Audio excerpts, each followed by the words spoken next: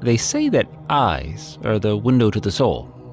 So surely if you were looking for a dating partner, an eye-gazing party would be a good idea. Right? Right. Well, we'll see what happens just after this. There's a special kind of thrill that comes with finally getting something that's been in your shopping cart or on your wish list for a while. And that feeling is even better if you know you got the best deal for it. That's why the savviest shoppers shop with Rakuten. They get the brands they love with the most savings and cash back. And you can get it too. The idea is simple. Stores pay Rakuten for connecting them with shoppers, and Rakuten shares the money with you as cashback. Start getting cashback at your favorite stores like Sephora, UGG, Levi's, and many more. Plus, Rakuten lets you stack sales on top of cashback, so you're not missing out on any other deals or rewards you might already be a part of. It's easy to use, and you get your cashback through PayPal or check. Download the free Rakuten app and never miss a deal. Or go to Rakuten.com to start getting the most bang for your buck. That's Rakuten.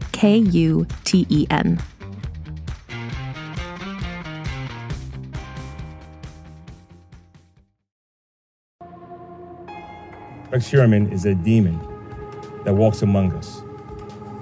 A predator that ruined families.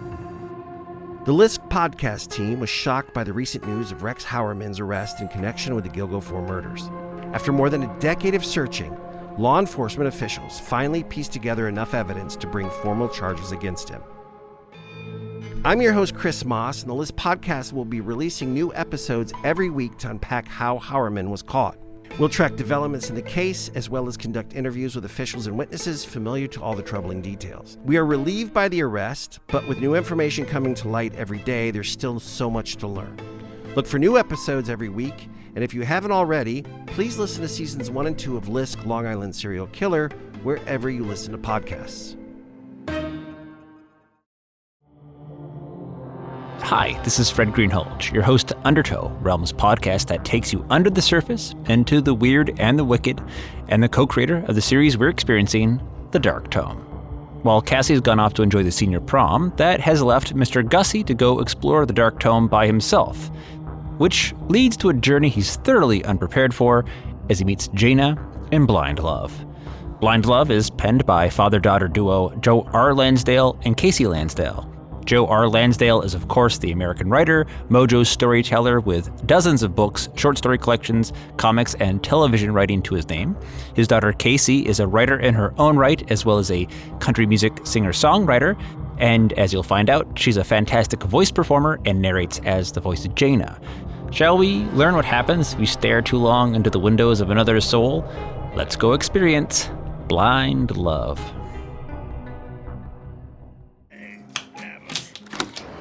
Oh, Cassie! Hi. Don't you have someplace to be? I've sort of been there already. You've been messing around with the Dark Tome on your own again, haven't you? You think? What do you got in your hand there? What? Oh, here. It looks like an invitation. Open it if you'd like. I can't really guarantee it'll make any sense to you, or that you'll come back. Sounds like every story we've read so far. Yeah, maybe. Cassie? Yeah? You look good. Huh? I don't mean anything funny by it, just, you have a little twinkle to the eye. You going somewhere? Maybe. What time is it? 7:10. Why? Well, there's a little dance tonight. I might still be able to get there if I hurry. Oh, well then, enjoy yourself. You know where to find me. Yes, I most certainly do. See you, Mr. Gussie. See you later. Well then, I guess I got the place to myself. Per usual, I guess. Just you and me, Dark Tome. Oh, and of course, this invitation. Blind Love by Casey Lansdale and Joe R. Lansdale. That doesn't sound like an address. That sounds like a story. Well, well, look at you devilish book. They're all glowing. What the hell did Cassie do to you anyway? You're all charged up. That mean you got enough juice to transport an old codger like me somewhere? Let me try this again. Blind love. Blind love? What does that mean exactly? I can almost see through, yes, old junk cars, a chain link fence. There's a first line. I can almost make it out. I don't believe in love at first sight. Well, me neither. Lust at first sight, maybe, but love, not so much. It's a crock, that's what it is. Oh, well, hello there. You're, quite a pretty lady to be hanging around a junkyard. Yeah, about that. I'm worried something might have happened to my friend Erin, and I'm scoping this place out. You want to come in with me? Maybe. This your car? A Subaru? Yeah, I didn't come out here to make out or anything, so get that straight out of your head. Hey, I didn't say, That's how we got into all this trouble to start. Back to the love thing, right? Somehow, I let my friend Erin convince me to go to an eye-gazing party with her. An eye-gazing party? It's kind of a modern-day hippie's answer to speed dating. What you do is you go into a room with all these other sad, dateless men and women. A timer's set, and you sit down at a table and gaze into each other's eyes for 2 minutes without speaking. When you've done that with everyone in the room, you're supposed to choose the person you felt a burning eye connection with, go sit with them for a second round, and this time you can talk, having hopefully made a soulful bond by previous connection. Oh, I see why you were skeptical. I figured the first 2 minutes might only involve observing distracting mucus in a bulbous red sty. Not Erin. She was all in, high as a kite about the whole thing. It reminded me of the phase she went through when she was into massage therapy applied through psychic power. Wait, psychic massage? The masseur or masseuse waves their hands over your body and channels some kind of energy from beyond the veil, or pulls it up from Mother Earth or some such thing, and sticks it in your back through the enchanted power of healing hands. You're not touched. I'd injured my back once during a sex act with a gymnast. You what? He proved agile, but had all the personality of a pommel horse.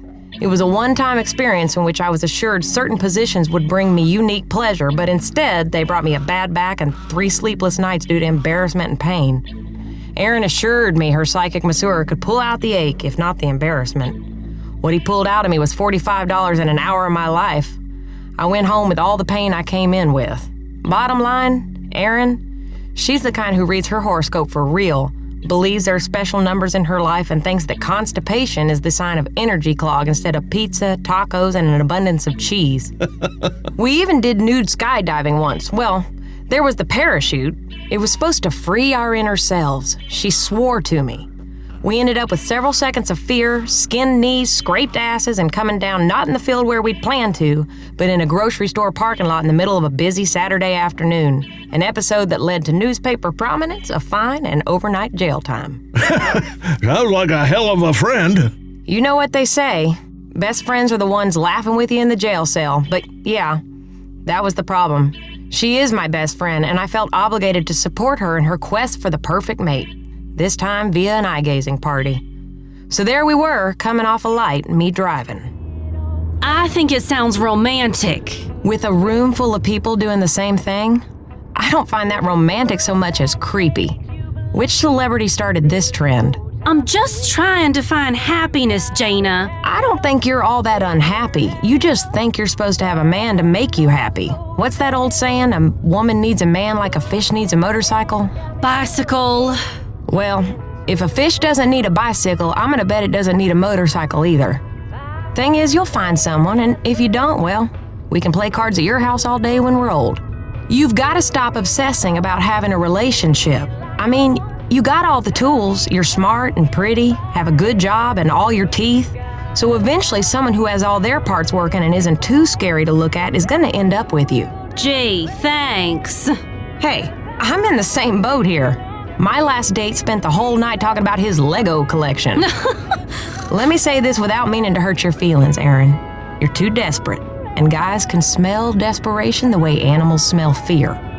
Either they feed on it until there's nothing left of you, or it makes them nervous and they run. You may have a point. Yet I feel like I'm running out of options. Jordan, girl I work with, she went to one of these events once. Met a guy there she's been with ever since. They've even started to dress alike. Obviously, your idea of what's adorable in a relationship is quite different from mine. If we turn around now, chicken out, and I end up with a house full of cats and a passion for macrame, you will be to blame. I am willing to carry that burden. Well, it's too late, because we're here. Where the hell's the turn? I can't see over all these hedgerows. There. Look at those cars. Makes this jalopy look like a hay wagon. Just be cool, okay? Uh-huh. Oh, do I look okay? All right. Okay, let's go. Oh, look at that. Those cute little heart signs pointing to the house. This is either the place or an elaborate scam to kill us and sell us for body parts. You are always so negative. Experience has been a harsh teacher. Welcome! You must be here for the gazing. Actually, we're Mormons. Have you heard... Jana? I mean, yes, of course we are. Your receipt? Yes, here. She looked over our receipts. I was pretty sure that was $200 I'd have been better off wiping my butt with. Very good. Come in.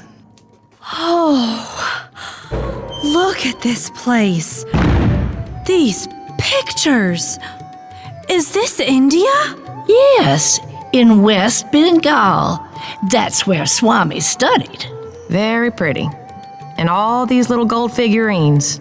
Love pays well, huh? Excuse me? I'm sorry, where are we going? Down here.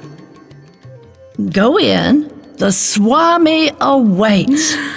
Watch that step down, though. It's a booger. I've busted my butt there twice today. Oh, okay, thanks. Really, Jana, I can't believe that... Whoa. Well, only a hair larger than Grand Central Station.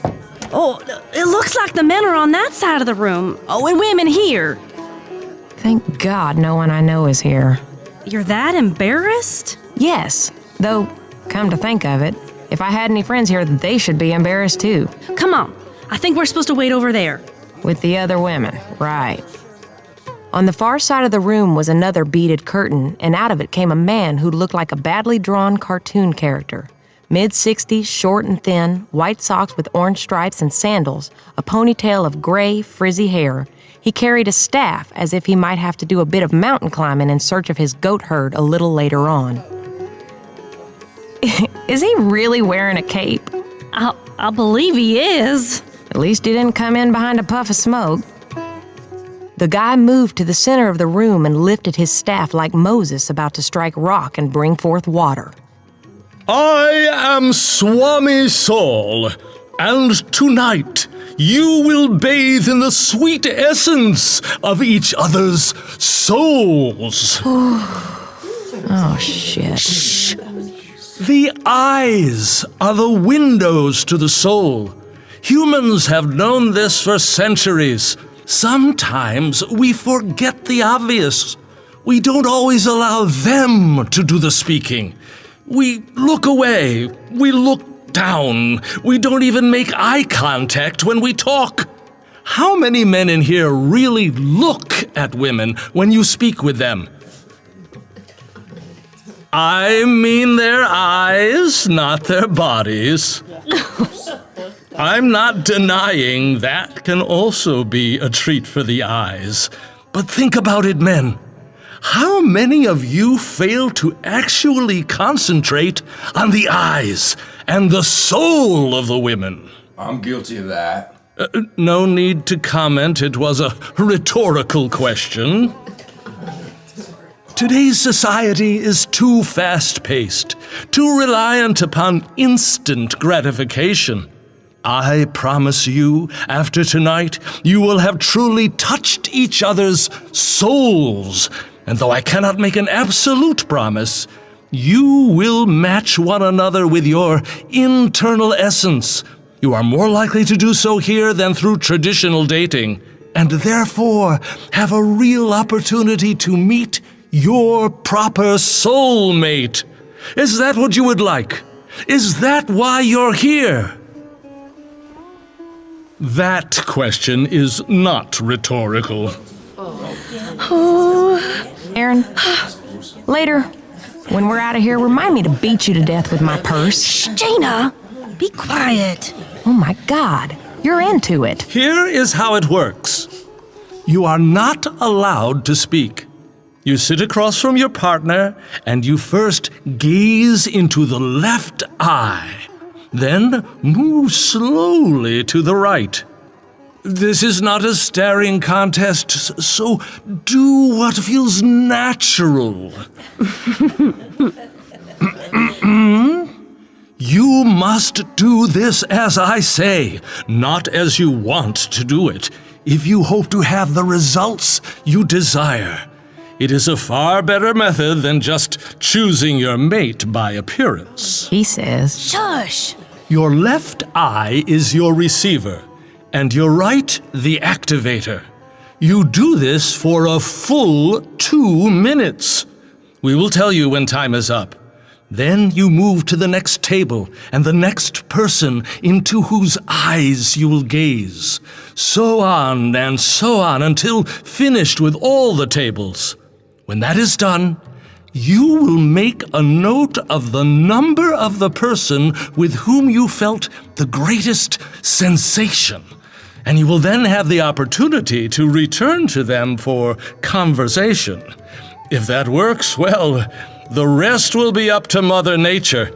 But remember, the eyes, the windows to the soul, that is where Mother Nature best reveals herself. That makes sense. Mother Nature is also responsible for what goes on in the bathroom, and I think this operation has a similar smell about it. You are always such an old stick in the mud. Okay, now, all please take your seat and make sure your partner can see your number. I sat down in a chair across from a guy who had had garlic for his last meal and seemed proud of it. The problem was not only the strong aroma, it was the fact my eyes were hazing over with garlic fumes. He was nice looking enough, and I tried to smile and be nice and look him in the eyes without blinking, which made me feel a little bit like a lizard. This was about when Swami Saul came by and touched me on the shoulder. Blondie, relax, breathe. Let the experience unfold. You are not trying to melt him with your heat vision. Oh, yes, I am. You act as if you're facing the sun head on. Sir, let me offer you a mint. I can smell your lunch from here. The man was mortified, but I was glad when he took the mint Swami Saul offered him. By now, my time was over, and I moved on to let the next in line deal with his garlic and breath mint aroma. By the time I was trying to look into my fourth partner's soul, only to find that I was not sinking down into his essence, but was instead bouncing off his retinas, I was starting to slip looks at my watch. I'd been there about 15 hard minutes, only an hour and 45 minutes to go. Yes, that's it. Feel it. Hey, Swami? Yes? Yeah, I don't think I'm doing this right. Can you give me some pointers? Believe. Let faith carry you. That's it? Okay, here's a tip. You're making crazy eyes at everyone. Relax. Think only of his eyes. Only of his eyes. The left, then the right. Each one has its own soul-felt story. Thanks. That's so helpful. Good. I tried to do as Swami instructed, focus on one eye, not both, and blink on occasion so as to not appear psychotic. The guy in front of me, mousy in both attitude and appearance, made a jerky head bob, and I couldn't tell if he was seizing, having a chill, or giving me some kind of signal. Turned out he was nodding off a bit, and it was all I could do to not break out laughing. Oh, very good. Yes, that's it. Feel the gaze. Feel the soul. Swami kept offering gentle reassurance, like the kind of narrator you have in crime programs who describes some horrible murder with the same calmness as you'd describe good weather. So Erin, right? She was totally into it. She was chatting up a guy who was good enough looking, but had done nothing for me in the soul department. I realize that's shallow, but hey, we were at an eye-gazing party, which is the definition of shallow, as well as stupid. So it did nothing for you, huh? Not really. Maybe there was a moment or two, but mostly it was a headache due to eye strain thanks to my astigmatism. Astigmatism? Like blurry vision? Uh-huh, that's right. In hindsight, it was a bad idea.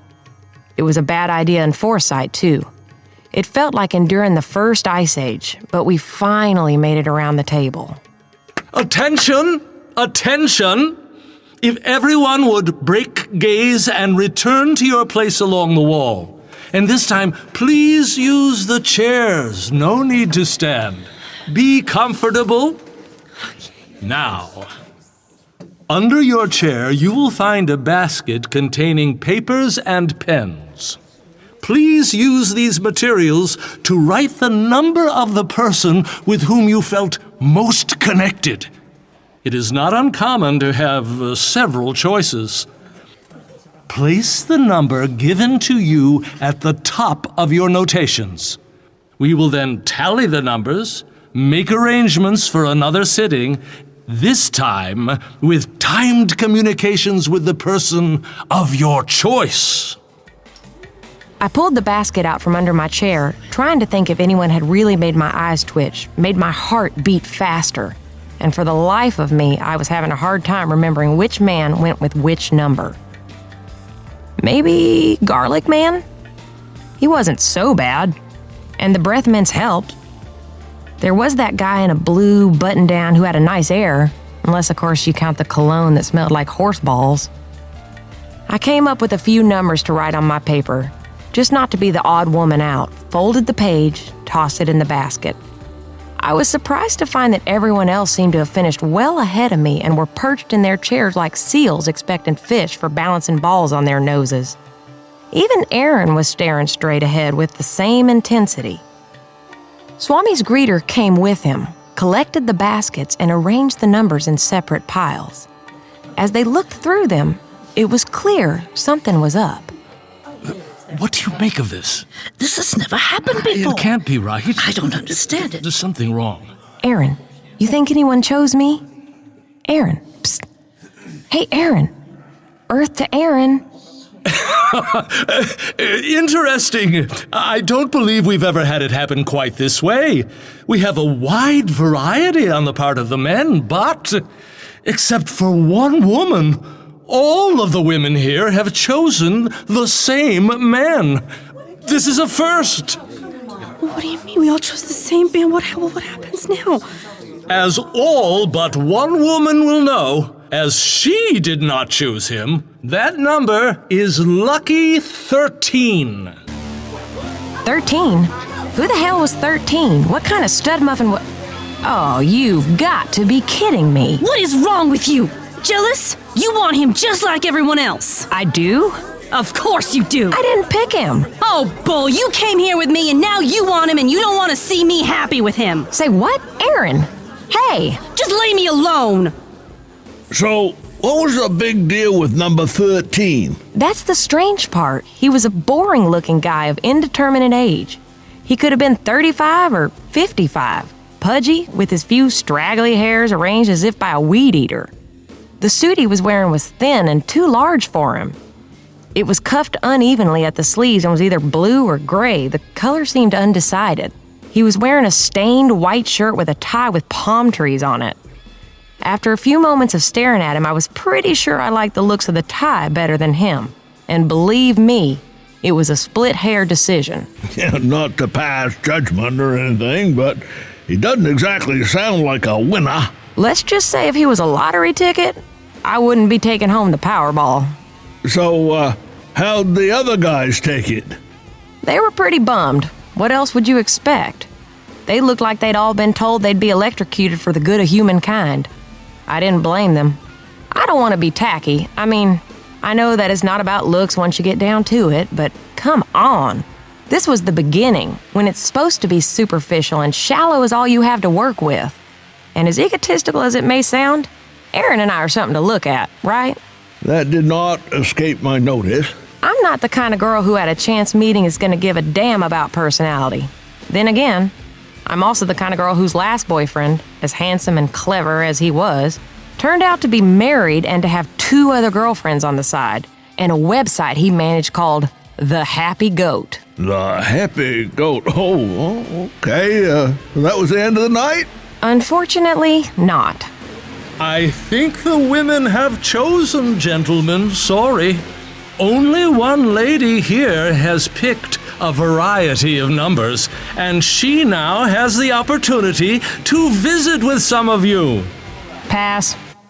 What? I'm that woman, and I'm gonna pass. Are you serious? If anyone picked me, sorry. I'm passing. Oh, well, okay. Yeah, it was rude, but I really didn't want to spend a lot of time hanging out with people I didn't really want to hang out with and had only written their numbers down so as not to be such an outsider. What I wanted to do was to follow all the other women over to number 13 and decide if I had really missed something. And did you? No. By the time I got over there, he was already thronged with a teeming mass of giggling women, and believe me, he looked better at a distance. I went over to Swami Saul. So, one man, huh? And that man? All the women here, except me, are attracted to him. Really? Really? What kind of racket is this? Racket? What are you talking? Do they look displeased? Our women have never looked happier. I don't get it. Me either. And you and I and Mildred here are the only ones that don't. You two didn't look into his eyes. I did. There's nothing there. I don't get it. By now, my head was pounding and my eyes were watering. My astigmatism had been given a serious workout, eyeballing all those men, and I felt I needed a new set of contacts. Maybe with contacts, number 13 would look a lot more attractive. Maybe all them women have brain tumors. I wouldn't take that balding grubber to a dog fight if he was the defending champion. Now, remember, you're enlightened now, Mildred. Oh, yeah. Sorry. I forgot. So what's the answer? I don't know. You don't think it was rigged? Swami and Mildred seemed as confused as I was. That said, Mildred struck me as having come into the world confused and having gone through the years without noticeable improvement. By this point, the men had all filed out and Swami and Mildred started packing up the chairs and baskets. The women were still all fawning around number 13. With some effort, I managed to pry Erin loose. She came, but only after she'd gotten a slip of paper with number 13's address on it, something every other woman had gotten as well. Let me guess. The address was for here. Yeah, I'll get to that. Erin and I didn't speak much on the way home. It was obvious she hadn't forgiven me for not agreeing with her pick. Look, I don't see it, but I could be wrong. Could be. Well, you don't know if something works until it works, do you? Oh, it'll work. He told me so. He told you that, did he? Oh, yes. With his eyes. He told me with his eyes. That's why I'm here. I haven't seen her since. Your ghost, the ghost you left behind.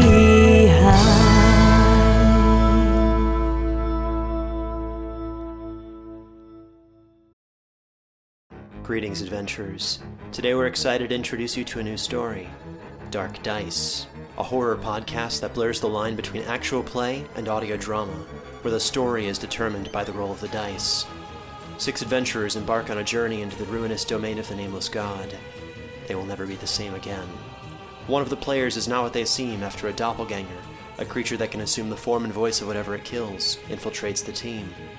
As the players are picked off and replaced one at a time, can they figure out who the monster is before it's too late? Can you? Here's a quick example of what our show sounds like. The shambler with the jar of liquid inside of him. Soren Arkwright let loose an arrow that cracked the glass, passing through the spine of the creature. The shambler still managed to maintain its forward momentum, but stumbled as it eagerly tried to bite and swipe at Soren, landing near his feet. As Jeff Goldblum has now joined our cast, Dark Dice is available however you listen to podcasts.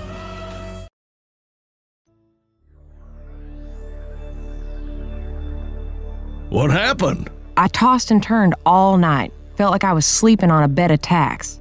I couldn't get it out of my head. What was wrong with me that I didn't see what the other women all saw in that guy? But I knew, right? The astigmatism. Yeah. I started wondering, what if this guy had some kind of special power? What if he was some kind of special predator? And what if an eye-gazing party was the perfect place for a monster like him? It didn't add up. It sure didn't.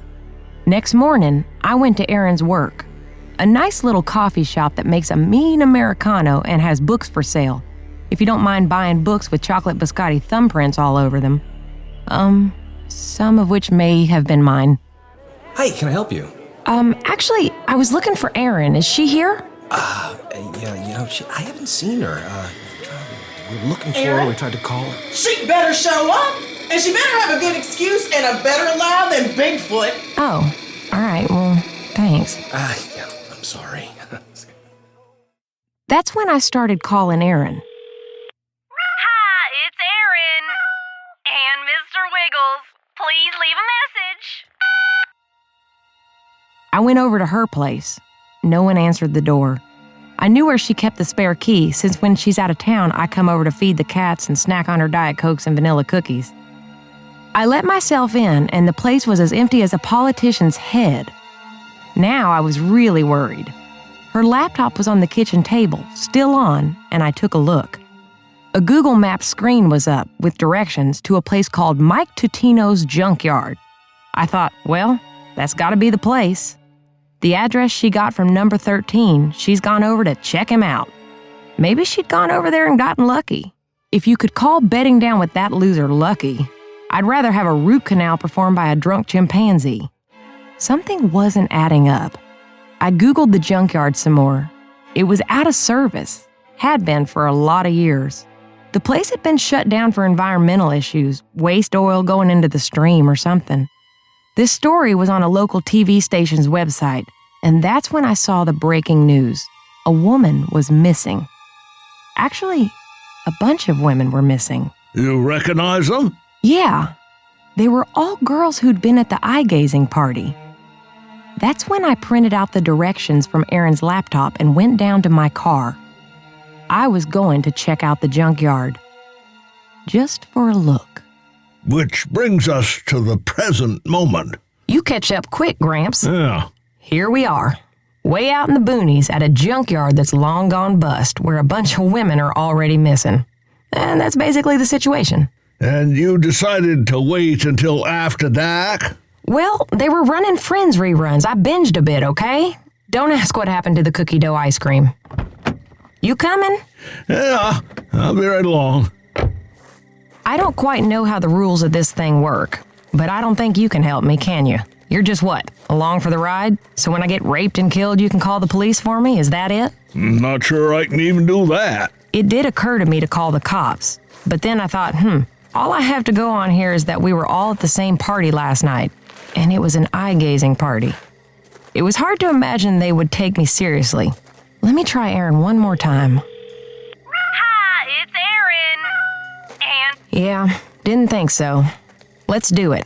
Either I find Erin, or maybe I get myself some jail time with a tattooed friend named Molly Sue who likes it twice on Sundays. Over here. Looks like there's a break in the fence. Oh. Looks like they should offer haunted hay rides, doesn't it? None of the cars here were driving in my lifetime, I don't think. Nope. Grass grown up through all this row of cars as tall as my knees. Dry as a tinderbox, too. No dogs with teeth like razor blades, that's good. No alarms, no lights, no rifle shots. I'd say we're doing good so far. It's like a maze in here. Really? A very good entrance to the Love Palace. Hold a sec. I'm gonna climb up on this car. Let me give you a hand there. Let's see. More busted cars. Sketchy-looking truck. Sketchy-looking garage. Place where they probably dumped the bodies and... There! A house. There's even a light on. Well then, let's take a look. And look. What? Oh, it's a Nissan Altima. Erin's car. Oh, crap. Well, it's real.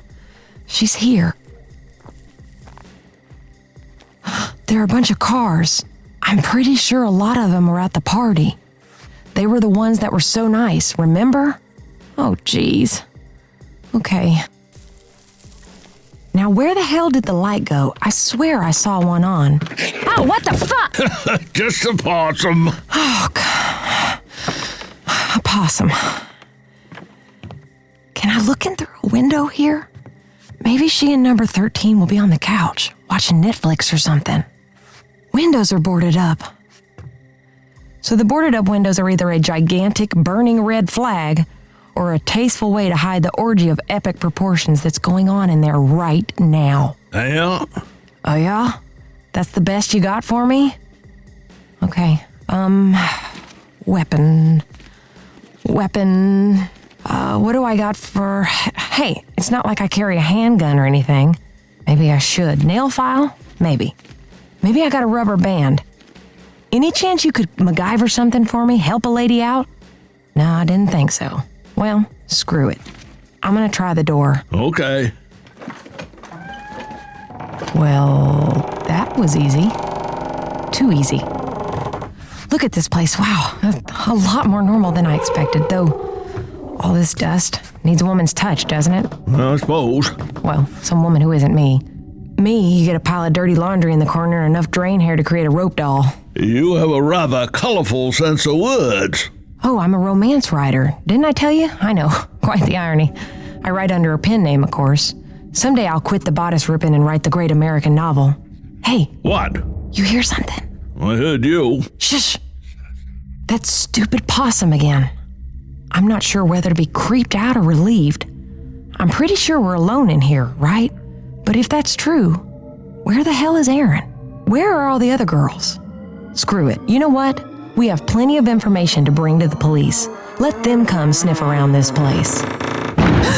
What the hell was that? The front door. Hey, Jana! What? Behind you! Oh, what? Jana spins around to see what looks like an ottoman standing with a sound like crackling walnuts and the dislocation of sparkling dust that drifts across the room. The figure is a water clothes and flesh, backlit by the shards of moonlight that shine through the boarded-up windows. Though I hadn't seen him before, I'm sure this is the number 13 that Jana told me about. Oh, son of a bitch! I gotta hide! Her sneeze goes off like a starter pistol, and there's number 13 shuffling through the dust, coming right at her. She spins around, about to take off like a sprinter, before the floorboards squeal with an unearthly pitter-patter, and then 13 has her. If you want to be honest about it, I'm pretty embarrassed about that scream. The kind of scream a 5-year-old girl would be proud of. I yank back and wheel about on my heels, and then I'm staring at him.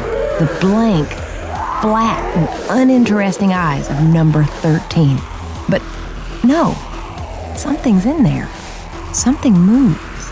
I actually hear a crackling as if a fuse had shorted. And for a moment, it seems as if his eyes slip together and become one. I blink, and then I'm looking at the same guy, bald and doughy with ugly gray eyes. Have you seen Erin? Did you just ask him? I did. Where's Erin? He doesn't respond. He just leans forward, giving me the hairy eyeball. And then I get it. He's waiting on me to swoon. He can't figure out why his evil eye isn't working, why the hoodoo doesn't do whatever it's supposed to do. And that's when I bring the nail file out of my pocket and slash him across the face. Then I run. He pursues her on all fours, fast and light as a wind-blown leaf. He's a kind of wiggly thing, all kinds of weird angles. He chases her into a hallway where there's a better view of the moon thanks to a good-sized hole in the roof. Here, she grabs a pitcher and whirls. She gets him good right on the head, and he stumbles back. But then he's on her again, making a noise like a cat with its tail caught in a door. Get off me, you dirty piece of... Then I get a good look of number 13 in the mirror. He's a little more than a skeleton topped by a bulbous head, centered by one big eye. But then I blink, and he's different again. Back to being a stumpy, balding man in an ill-fitting suit, his mouth wide open and arms outstretched, trying to take Jana down. By now, adrenaline's running through me like a pack of cheetahs. I grab a small table and swing it like a nightstick. Woo! It's a good shot. The table shatters into splinters as it cracks his head. The head moves farther to the right than I think a head could move. He does a little backward flop, drops to the floor, and lays there shaking his head like he's collecting his brain cells one by one. She fights the front door. It's sealed as tight as a ship gunwale. Stairs. Gotta find a place to hide. Here. You thought the closet was the best idea? What the hell are you doing here? I seem to come along wherever you are. You must have been quite the hide-and-seek player growing up. Oh, shut up. It was the best I could come up with under difficult circumstances. When was the last time you were chased by... whatever that was? An alien from Planet Zippy. Where's my phone? I want to see where I've hidden myself. A pile of shoes. Oh, look at those heels. I'll need to take those with me. And, clothes, Oh, God. What is it, Jana? Ladies' clothes. Clothes from the ladies at the eye-gazing party. Inside. What? Looks like deflated sex dolls. What? Look. Oh. It's Erin. That's Erin? It is. Oh, jeez. Look. It's her. It's my friend. But she's not inside anymore. It's like a condom without its master in action. Oh, I'm gonna be sick. I think he's coming. Oh, God, Erin. I'm gonna have to hide here behind the deflated women. You hear that? I think he walked past the closet. Thank God. 13 comes at her. Best I can say it, both the doughboy nondescript man and the bony cyclops-like monster. That's when Jana makes her move. She grabs a stiletto heel off the floor of the closet and stabs it right into its central gooey eye. And it's a good shot. It's as if his forehead was made of liquid. The heel of the shoe plunges into his skull and goes deep. Springs back, squirming across the hallway, shape-shifting. First an ottoman, cheap junk from Goodwill. Then a pile of clothes, then the doughy man. Then, finally, the skeleton creature, his true form. I push against the wall, trying to slip along it toward the stairs, taking advantage of his blindness. He staggers upright on his bony legs, weakly clawing at the shoe in what's left of his eye, jerks it loose and begins waving his arms about, slamming into the wall, feeling for me. He stumbles into the open closet, knocks the clothing rack down, scattering the clothes and deflated bodies across the hallway. When I get to the edge of the stairs, I turn to look back. He lifts his blind head and sniffs the air, then shoots towards me. Quick as a matador, she sidesteps him and he goes careening past her, scratching the air, before coming down hard on the steps, tumbling down the stairs with a sound like someone breaking a handful of chopsticks over their knee.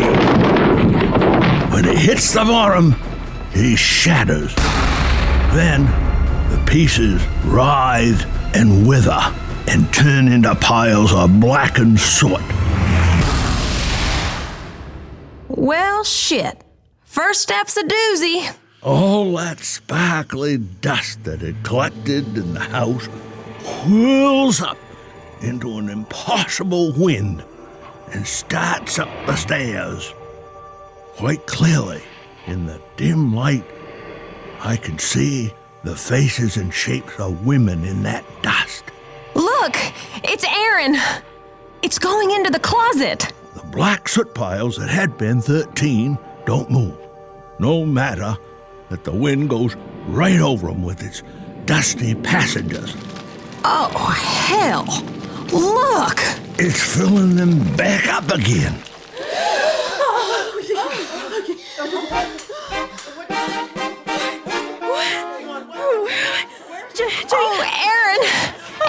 Erin! What happened? Where are we? Oh, Erin. You were eye-gazed by a monster of some kind, and all your essence was sucked out and turned to sparkly dust for no reason I can figure, and you were a skin hanging in a closet inside your clothes, and I rescued you by killing the monster with a shoot of the eye, causing the dust to crawl down your throat and fill you back up again. Wait, what? I think this is gonna take some time. But I prefer we talk about it somewhere else. Yo, Pops! You can find your way out of here, right? Yeah. I'll just make sure all these ladies find their way home. Ain't that right, ladies? You drank my Diet Coke. We'll get some more on the way home. And a handle of Captain Morgan.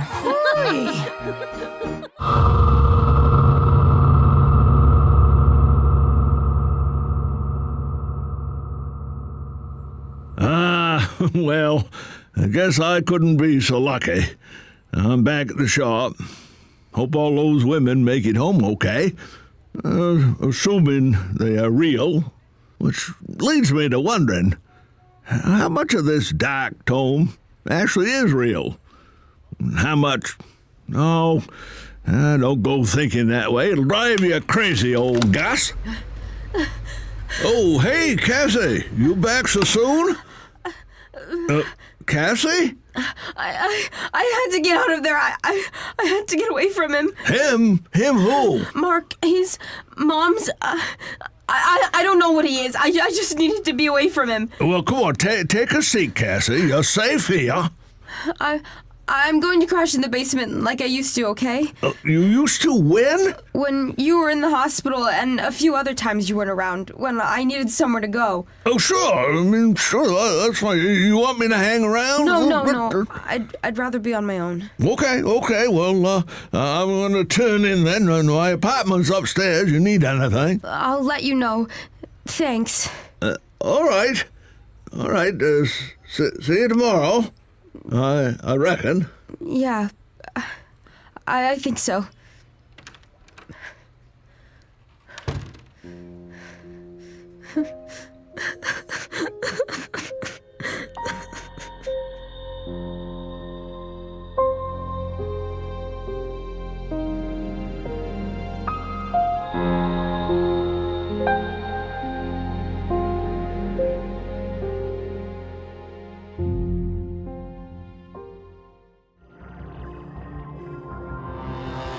Okay, well, Jana was not wrong to have her suspicions about the eye-gazing party.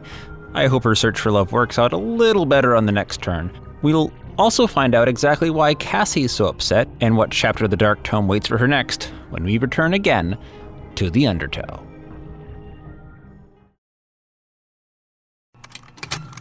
Contained herein are the heresies of Radolf Burntwine, erstwhile monk turned traveling medical investigator. Join me as I uncover the blasphemous truth of a plague-ridden world, that ours is not a loving God, and we are not its favored children. The Heresies of Radolf Burntwine, coming January 2nd, wherever podcasts are available.